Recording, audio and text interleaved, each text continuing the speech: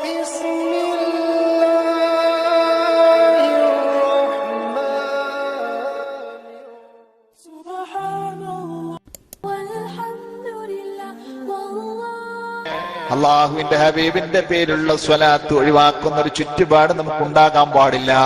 ഒരു 3 സ്വലാത്തെങ്കിലും ചൊല്ലിക്കൂടെ? ഓരോ ദിവസവും രാത്രിയും പകലുമായി 3 വീതം സ്വലാത്ത് ചൊല്ലിക്കൂടെ? മഹാനായ അബൂ ഖാഹിൽ റളിയല്ലാഹു അൻഹു നബി തങ്ങളുടെ സ്വഹാബിയാണെന്നാണ് അഭിപ്രായം. ബഹുമാനപ്പെട്ട സഹാബി തങ്ങൾ തന്നെ റിപ്പോർട്ട് ചെയ്തതായി കാണാൻ കഴിയും.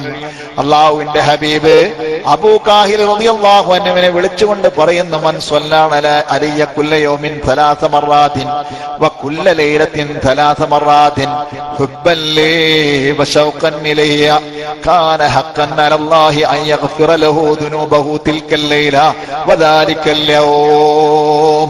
സുബ്ഹാനല്ലാഹ്. മഹാനായ ഇമാം ത്വബറാനി റളിയല്ലാഹു അൻഹു അദ്ദേഹത്തിന്റെ കബീറിൽ റിപ്പോർട്ട് ചെയ്ത ഹദീസാണ്.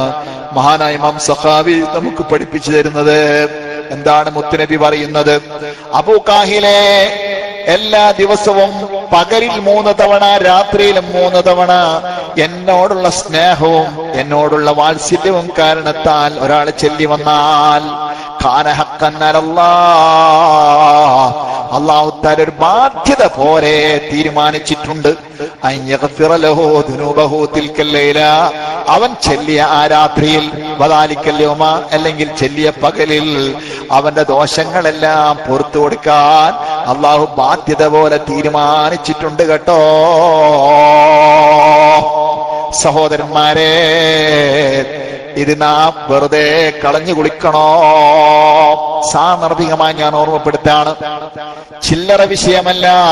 അള്ളാഹുവിന്റെ ഹബീബിന്റെ ശഫാഅത്ത് എന്ന് പറഞ്ഞാൽ നമ്മൾ വിചാരിക്കുന്നത് പോലെയല്ല.